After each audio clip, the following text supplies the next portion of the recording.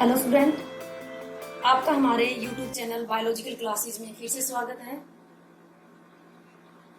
Student, हमने जो series start की है cell the fundamental unit of life, उसी की सीरीज में आज का हमारा लेक्चर रहेगा स्ट्रक्चर ऑफ सेल। इससे पहले वाले लेक्चर में हमने देखा what is cell and discovery of cell, कि सेल क्या है, उसकी डिस्कवरी कैसे हुई। आज के हम लेक्चर में देखेंगे कि सेल की जो स्ट्रक्चर है वो क्या है, उसके अंदर क्या क्या प्रेजेंट है, कौन कौन से ऑर्गेनल्स प्रेजेंट हैं।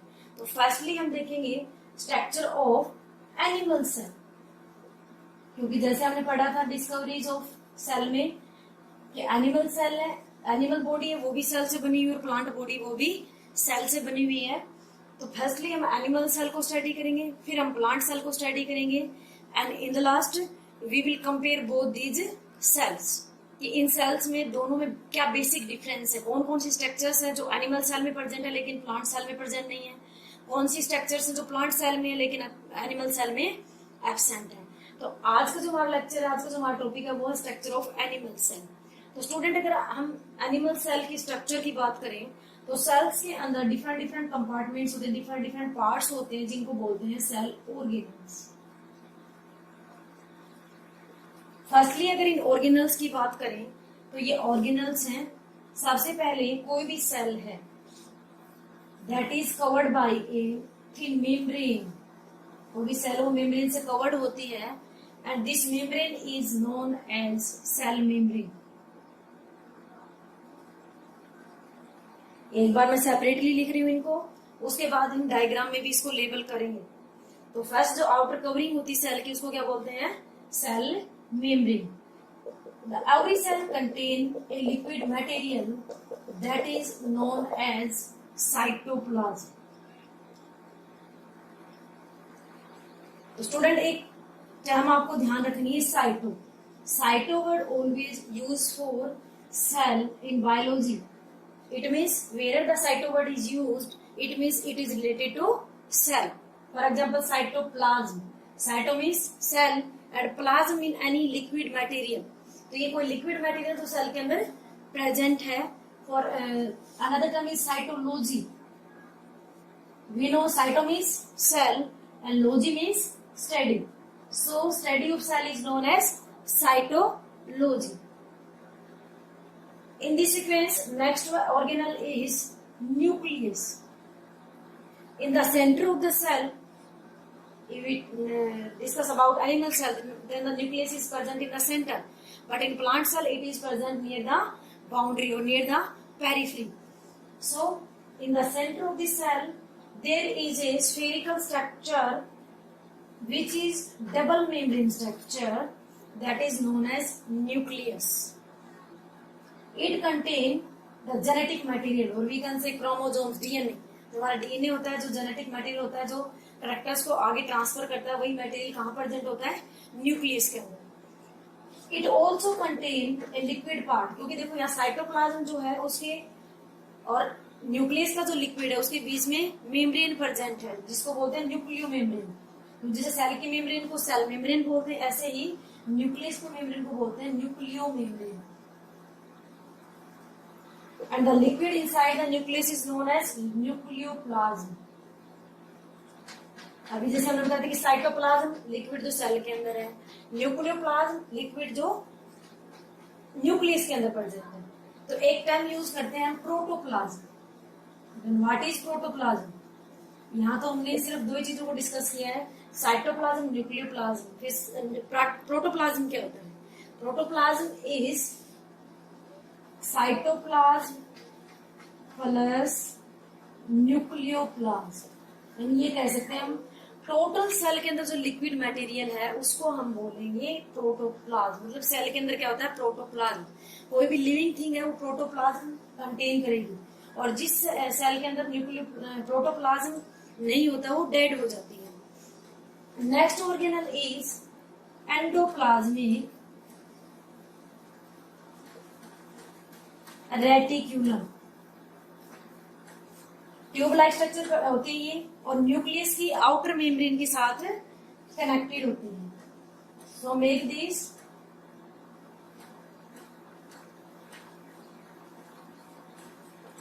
न्यूक्लियस के चारों तरफ आप कहीं भी बना सकते हैं. न्यूक्लियस की आउटर जो मेम्ब्रेन है उसके साथ ही कनेक्टेड रहेंगे हमेशा.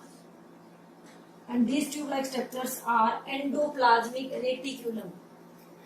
एंडोप्लाज्मिक रेटिकुलम जो है फर्दर इनके टू टाइप्स हैं. इनको शॉर्ट में ER से रिप्रेजेंट करते हैं. इस ER जो है वो फर्दर टू टाइप्स की है, SER and RER. SER stand for smooth ER, मतलब ये बिल्कुल चिकनी होती है, स्मूथ होती है. And RER is rough ER. Rough मतलब ये थोड़ी खुरदरी टाइप की है. अब इसमें जो रफ और स्मूथ का कारण है वो क्या है कि कुछ बीट लाइक स्ट्रक्चर प्रेजेंट होती हैं that are ribosome. Next organelle क्या है? राइबोसोम. राइबोसोम कुछ ये कह सकते हैं कि दाने जैसी डॉटेड स्ट्रक्चर होती है, बीट लाइक स्ट्रक्चर प्रेजेंट होती हैं जो ER के सरफेस के ऊपर, ER की मेम्ब्रेन के ऊपर प्रेजेंट होती है. These are present on the membrane of ER. ER की मेम्ब्रेन के ऊपर प्रेजेंट होती है. अब जरूरी नहीं कि आप इसी ER की मेम्ब्रेन पे बनाएं.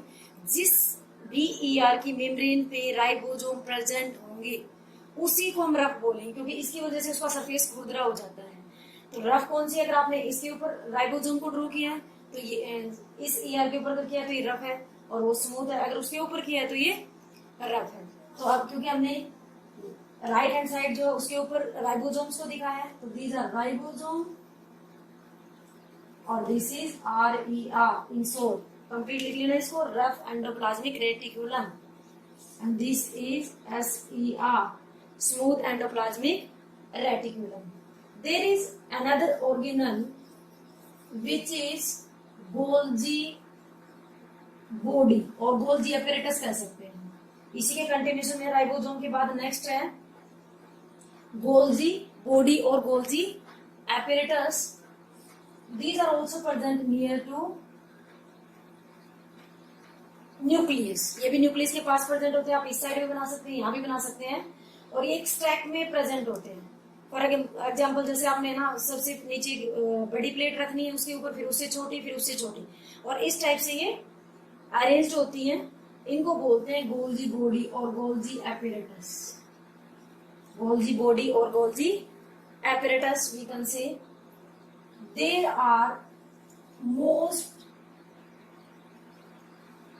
important part of cell that provide energy to the cell, जो पावर हाउस जिसको बोलते हैं. एंड डबल मेम्ब्रेन स्ट्रक्चर ये भी न्यूक्लियस की तरह माइटोकॉन्ड्रिया. तो अब तक जो आपने पढ़ा उनमें से डबल मेम्ब्रेन स्ट्रक्चर या तो न्यूक्लियस है या फिर सेकंड वन इज माइटोकॉन्ड्रिया. अगर हम एनिमल सेल की बात करें तो माइटोकॉन्ड्रिया जो है डबल मेम्ब्रेन है, इनका खुद का DNA और RNA होता है जैसे न्यूक्लियस में प्रेजेंट है. अदर जो सेल ऑर्गेनल्स हैं वो सभी न्यूक्लियस के कंट्रोल में होते हैं. न्यूक्लियस इज द कंट्रोलर और it is the director of the cell. तो सेल को ये कंट्रोल करता है, सभी एक्टिविटीज को इसी के अंडर में चलती है सभी. लेकिन माइटोकॉन्ड्रिया जो है न्यूक्लियस के अंडर में काम करेगा, लेकिन अगर ये सेपरेट प्रेजेंट है, जैसे डिवीजन करना है, कुछ अदर एनर्जी फॉर्म करनी है, तो ये सेपरेट भी कर सकता है क्योंकि इसका खुद का जेनेटिक मटेरियल है. इसलिए इसको बोलते हैं ऑटोनोमस सेल्फ रेप्लिकेटिंग ऑर्गेनल. तो mitochondria power house of the cell. There are some vesicle like structures that are lysosome. Next one क्या है? Mitochondria and lysosome. So this is the simple structure of a animal cell. There are different organelles. Again go through these all organelles. Cell membrane, boundary of the cell, cytoplasm, liquid which present inside the cell membrane and provide different nutrient to the cell organelles which are required. जो भी nutrient चाहिए सभी dissolve होते हैं कहाँ? Cytoplasm में. वहीं से बाकी जो ऑर्गेनल्स वो यूज करते हैं. न्यूक्लियस सेंटर में प्रेजेंट होगा, डबल मेम्ब्रेन स्ट्रक्चर होगी, और अदर जो ऑर्गेनल्स हैं उनको कंट्रोल करेगा. कंट्रोलर ऑफ सेल कह सकते हैं इसको. एंडोप्लाज्मिक रेटिकुलम जो है न्यूक्लियस की आउटर मेम्ब्रेन से कनेक्टेड होती है, और इसमें फर्दर टू टाइप्स हैं, smooth and rough. Ribosome Beed like structure present है जो RER के सरफेस के ऊपर प्रेजेंट होती है। अब राइबोसोम का जो फंक्शन होता है वो होता है प्रोटीन सिंथेसिस। राइबोसोम का फंक्शन क्या है, ये प्रोटीन बनाता है। इसीलिए रफ जो एंडोप्लाज्मिक रेक्टिकुलम है वो भी क्या करेगी, प्रोटीन फॉर्मेशन, और स्मूथ ER है that is do the fat metabolism. Fat formation जो होती है वो कहाँ होगी, लिपिड फॉर्मेशन SER में। तो कलेक्टिवली हम ये कह सकते हैं कि एंडोप्लाज्मिक रेक्टिकुलम की अगर बात करें, अगर स्मूथ की करें तो स्मूथ फैट मेटाबॉलिज्म शो करती है, और अगर रफ की बात करें तो प्रोटीन फॉर्मेशन करती है। लेकिन हम अगर कलेक्टिवली एंडोप्लाज्मिक रेक्टिकुलम की बात करें तो दोनों ही टाइप उसी के हैं। तो हम ये कहेंगे कि ER जो है वो फैट मेटाबॉलिज्म को कैरी करती है और प्रोटीन फॉर्मेशन भी करती है। नेक्स्ट है गोल्जी बॉडी।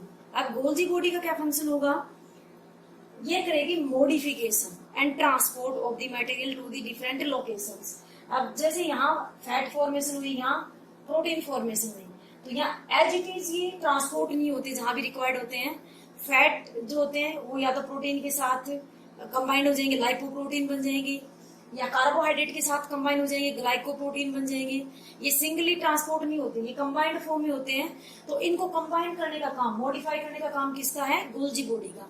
मॉडिफाई करने के बाद, क्योंकि इसमें वेसिकल्स होती है बहुत सारी, इसकी मेम्ब्रेन जो है जैसे अपने एल्यूमिनियम फॉइल होती है रैप करने के लिए, इसी टाइप से इसकी मेम्ब्रेन जो है वो ब्रेक डाउन होगी, रैप कर देगी और वापिस है ना कंबाइंड हो जाती है वेसिकल्स की फॉर्म में।